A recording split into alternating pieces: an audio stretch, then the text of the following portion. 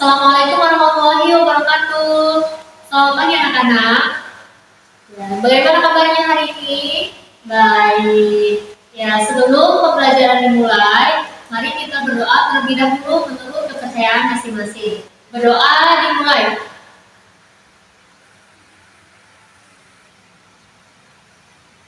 Ya, berdoa selesai.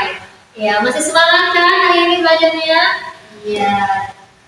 Coba kita tepuk-tepuk dulu ya. Tepuk semangat. Semangat. Sebelum belajar dimulai, Ibu absen dulu ya. Di pertemuan kali ini kita akan membahas tentang laporan hasil pengamatan.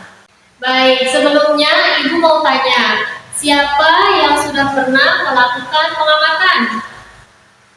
Pasti tidak banyak dari kalian yang sudah pernah melakukan pengamatan. Coba Ibu mau tanya, ada yang tahu apa itu pengamatan? Apa sih laporan hasil pengamatan itu? Ada yang tahu? Laporan hasil pengamatan adalah tulisan yang dibuat berdasarkan hasil pengamatan secara langsung dengan tujuan memberikan informasi kepada orang lain. Jadi, kalau kita mau bikin hasil laporan pengamatan, kita pengamatan dulu atau bikin tulisan dulu? Ya, betul. Kita harus melakukan pengamatan dulu. Kalau kita belum melakukan pengamatan, kemudian tiba-tiba kita membuat laporan, berarti laporannya bohong dong. Jadi, jangan lupa sebelum membuat laporan hasil pengamatan, kita harus melakukan pengamatan dulu. Pengamatan itu bagaimana sih, Bu?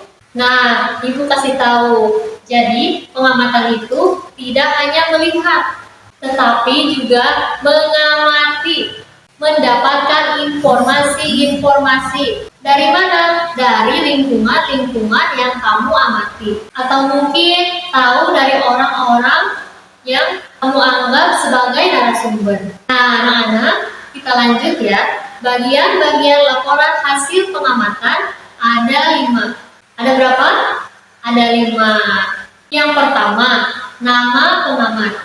Yang kedua, lokasi pengamatan. Yang ketiga, waktu pengamatan. Yang keempat, objek pengamatan. Dan yang terakhir yaitu hasil pengamatan. Jadi, nanti setelah kalian membuat pengamatan, kalian harus membuat laporan hasil pengamatan yang mencakup 5 poin tadi.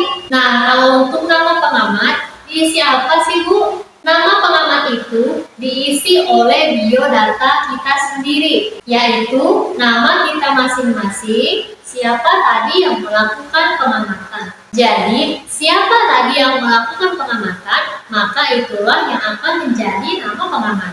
Contoh, hari ini Ibu mengajak Nabila untuk melakukan pengamatan. Maka nanti di laporan hasil pengamatan, nama pengamat harus diisi oleh nama Nabila. Begitu ya.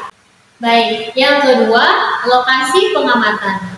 Lokasi pengamatan itu seperti apa dan di mana? Nah, nanti anak-anak melakukan pengamatan, jadi lokasi itu sama dengan tempat. Jadi, di mana tempat anak-anak mengamati, tempat untuk mendapatkan informasi, nah itu lokasinya. Contoh lokasi, SDN Kertajaya 05. Kemudian waktu itu kapan kalian melakukan pengamatan? Contoh, hari Senin tanggal 18 April 2022.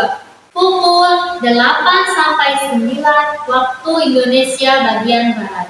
Nah, objek pengamatan. Objek pengamatan itu adalah sesuatu yang kita amati. Apa yang kita amati, itulah yang akan menjadi objek.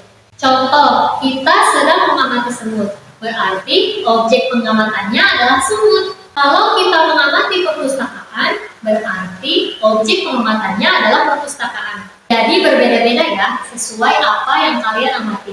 Dan yang terakhir itu adalah hasil pengamatan. Hasil pengamatan itu adalah rangkuman dari informasi-informasi yang telah kalian dapatkan ketika melakukan pengamatan.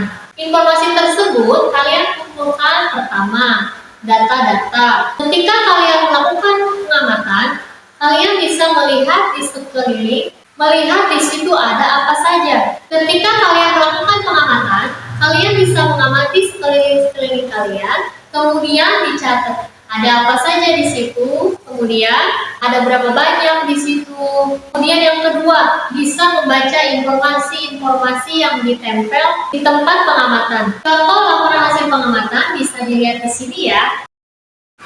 Nah, anak-anak, ini adalah contoh laporan hasil pengamatan. Coba dilihat di atas, tertulis judul laporan hasil pengamatan kunjungan. Di bawahnya ada nama pengamat, di bawahnya lagi ada objek pengamat, kemudian ada lokasi pengamatan, dan ada waktu pengamat. Untuk hasil pengamatan berbentuk beberapa paragraf, diambil dari hasil jawaban-jawaban yang telah kalian dapatkan ketika melakukan pengamatan.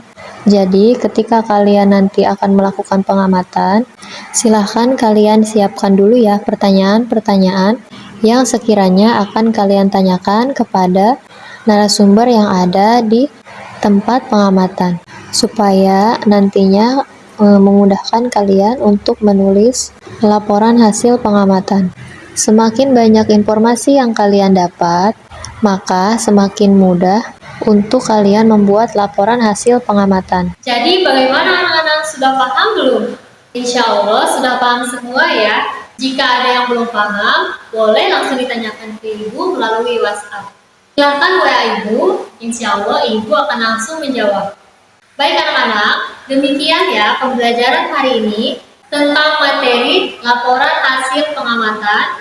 Setelah ini akan ada 5 pertanyaan yang harus kalian jawab tentang materi yang tadi kalian pelajari. Selamat berjuang dan tetap semangat. Wassalamualaikum warahmatullahi wabarakatuh.